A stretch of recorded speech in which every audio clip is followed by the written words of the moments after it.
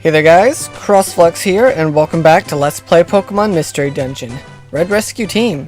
And you may be surprised to see Alakazam in our rescue team base. Well, it's not Alakazam from Team Act, it's actually one of my other recruits that I haven't really shown off very much. His name's Einstein, I know, unoriginal, but whatever. The reason I am playing as him will be more obvious once we get into the dungeon that we're going to tackle in today's episode. So without further ado, I'm just going to go ahead, head straight into it, and I'll let my dungeon explanation take care of the rest. But the dungeon in question is none other than the Purity Forest. So, let's go ahead and get on with it. In my opinion, this is the most difficult challenge in the entire game. As tough as Wish Cave was, you should think of that dungeon as training for this one. Wish Cave is cruel because it reduces you and your team to level 1.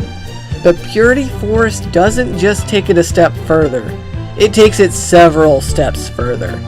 So in addition to reducing your party leader to level 1, you go in alone, you can't wield a held item, you can't even bring other items in either, and finally no Poke either. If that doesn't sound bad, then maybe the rest of my explanation will convince you. On one hand, dungeon preparation is pretty simple. You only have one decision to make. You simply need to select the Pokemon that you're going to torture. There are several standout choices, many of which have been mentioned previously in the Wish Cave videos. Shameless plug here. Charizard has a great typing, since there are many grass and bug types in this forest. Plus it levels fairly quickly, and starts out knowing the excellent Heat Wave attack. Mew and Mewtwo also level up quickly and have great stat growths. You'll have to rely on random TMs to pick up good moves though. To keep things brief, I'll just talk about one more particular choice, the one that you're seeing in this video. I do feel bad that I'm using a completely untested recruit. I'd prefer to have used a team member that you have all gotten to see already, like Tesla, Grim, or Grunge, but after so many failed attempts, I just had to try this strategy. So, Alakazam apparently has the highest level 1 stats in the entire game, according to my research. As such, you can make it quite far in the dungeon before enemies are able to dent you at all. Eventually, you will get to the point where you'll just have to run from fights. That's where Alakazam's trademark teleport moves comes into play. So, run around the floor, avoiding fights as you can, rushing the stairs. If you get stuck, just teleport away. So this is a very pacifist style of playthrough, but after so many failed attempts of brute force, I caved and went with this strategy. You'll also notice that eventually I pick up X-ray specs. These were a godsend for this strategy because it really helped me to save valuable uses of teleport, since I could better avoid getting myself stuck in bad situations. Anywho, moving on to the big threats of this dungeon. The Pokemon here are just a slight bit easier to defeat than in Wish Cave, but they more than make up for it with tricky tricks. Beedrill, Swablu, and Hitmonchan can artificially increase their damage output with their crazy multi-hit attacks. Electrode, Dugtrio, and Illumise are carryovers from Wish Cave, so you know they're bad news. Fortress is tanky, but can deal surprising amounts of damage with self-destruct. Piloswine and the Snorunt family know Powder Snow, so they can hit you from very far off. Parasect knows the dreaded Spore, a global sleep-inducing move. If you're hit by that and enemies are nearby, you can kiss your run goodbye. Venomoth knows Silverwind, yet another global move that has a great chance at increasing its stats, including speed. And finally, any and all Pokemon from the final 10 floors. None of them are fun to mess with, they're tanky, they hit hard, and will often attack in groups. So, what items can you find along the way? Well, you'll find almost anything here. Tons of food in the form of apples and grimy food, seeds, orbs, crappy held items, good held items, and TMs. The only food you won't find here are gummies, so no IQ increasing. Also, Kecleon shops are quite common and can often sell really nice things like stat boosters and good held items. If you find a shop that doesn't have anything you want, at least take the time to offload some of your junk that you're not using and get some Poke out of it. That way you can ensure that you have the cash to buy a good item the next time you see a shop. This dungeon really does come down to chance. You can be the most skilled player ever and still have several fluke kills due to explosion traps and enemies getting lucky crits or maximum hits on a fury attack. Other than the advice that I've already given you, all I can say is just keep trying. Eventually you'll make it. One thing I don't get though is why is this place called Purity Forest? It's not pure, it's evil. Well, I guess it's pure evil. So I just sort of answered my own question. But anyways, on with the speed up. I'll see you guys on the other side.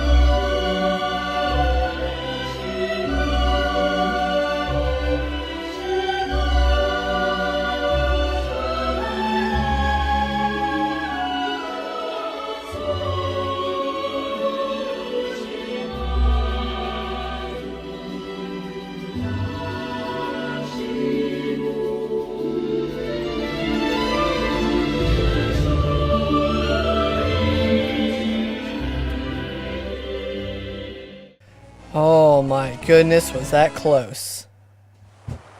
But it seems we've finally gone as deep as we possibly can. So, what awaits us at the end of this so-called pure forest?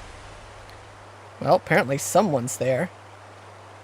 It's the time travel Pokemon Celebi.